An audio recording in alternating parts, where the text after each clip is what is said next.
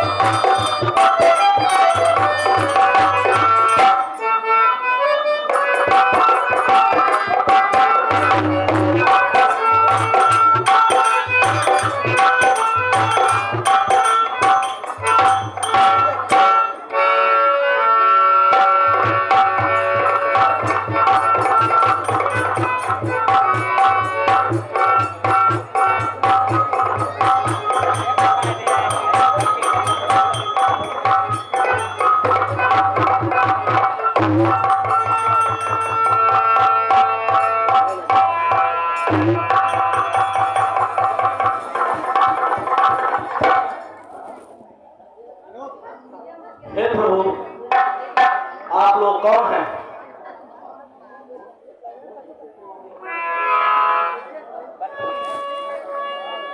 हे सखा, मैं अयोध्या के महाराज चक्रवर्ती श्री राजा दशरथ का ज्येष्ठ पुत्र राम और ये मेरी भार्या सीता और मेरे छोटे अनुज लक्ष्मण और मेरे राज्य के महामंत्री मेरे काका श्री सुमंत्र हैं। हे प्रभु, मैं आपका दर्शन पाके धन्य हुआ, धन्य हुआ। वही के दिन आ रही पाए तो ना प्रभु, मैं सिंदूरपुर का राजा विशाल राज हूँ। हे राजा, आप कैसे हो? आपके नगर की एन सुला प्रजा कैसी है?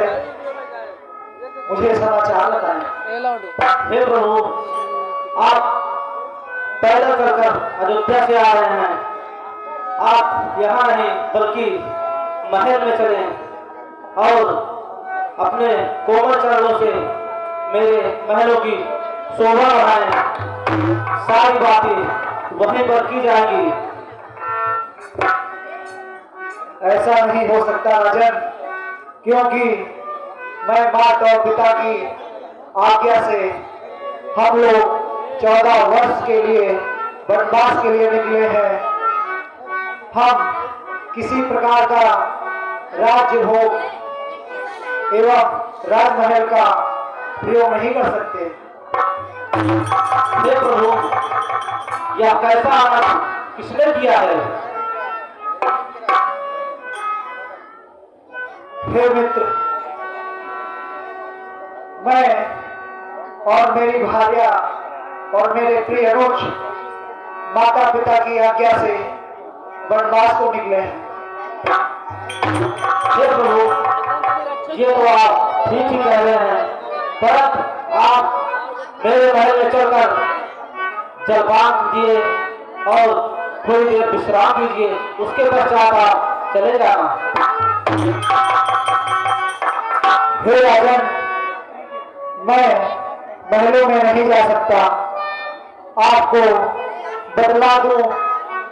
14 वर्ष के लिए वनवास के लिए निकला हूं, इसीलिए राजमहलों से दूर हो, जंगल में अपने और अपनी भार्या और अपने प्रिय अनुज के साथ घूम रहा हूं। हे प्रभु, आप चलिए, मैं कदापि यह बात नहीं सुन सकता कि आप नहीं जाएंगे। हे मित्र सिंह निषादराज, आप जिद ना करें, क्योंकि माता पिता के वचनों से मैं बंधा हूं। मैं नहीं मानूंगा प्रभु, आप चलिए चलिए चलिए। हे राजन, आप अपनी हद छोड़ दें। मैं माता पिता के वचनों से बाध्य हूं, मैं उनके वचनों का अनादर नहीं करना चाहता। ठीक है प्रभु, यदि आप नहीं जाना चाहते हैं तो मैं अपने मंत्री को आदेश देता हूँ, जलपान और फूल की व्यवस्था करेगा, मैं आपका यहीं पर भव्य स्वागत करूंगा। मंत्रीवर, जलपान और फूल की व्यवस्था की जाए, मैं भगवान का यहीं पर भव्य स्वागत करूंगा। महाराज, सब व्यवस्था यहीं पर है।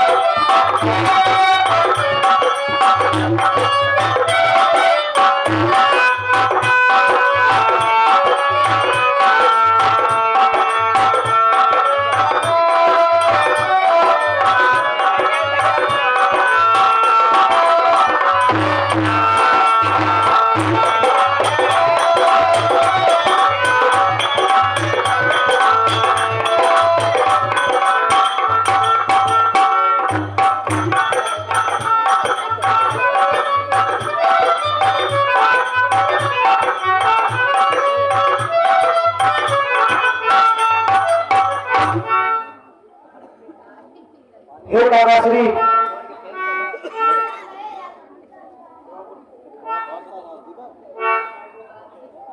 बोलिए आप। मैं चाहता हूं अब आप यहीं से अयोध्या नगरी को वापस चले जाएं और पिताजी के राज्य में, उनके कार्यभार में उनका हाथ बटाए, उनका ध्यान रखें। हाँ तो नहीं कह रहे, लेकिन महाराज की आज्ञा का पालन करना पड़ेगा और आपकी क्या आज्ञा का पालन करेगा, इसलिए हमें जाना चाहिए। ठीक है दादाश्री, आप अविलंब यहाँ से प्रस्थान करिए।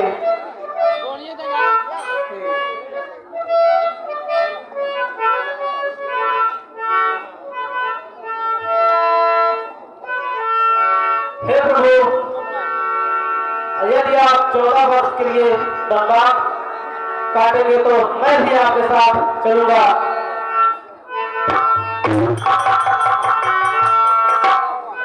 ठीक है राजन, 14 वर्ष के वनवास तो नहीं, मैं आपको कुछ क्षण अपने साथ रहने की अनुमति दे सकता हूँ, क्योंकि आपका राज्य है, आपकी प्रजा है, आप अपना राज्यभार संभालें एवं उनकी सुख सुविधाओं का ध्यान रखें। मंत्रीवर, तुम यहीं रहकर पूरे राज्य की देखभाल करना, जब तक मैं न लौटूं तब तक राज्य को कुशल पूर्वक चलाना। जैसे आपकी आज्ञा हो।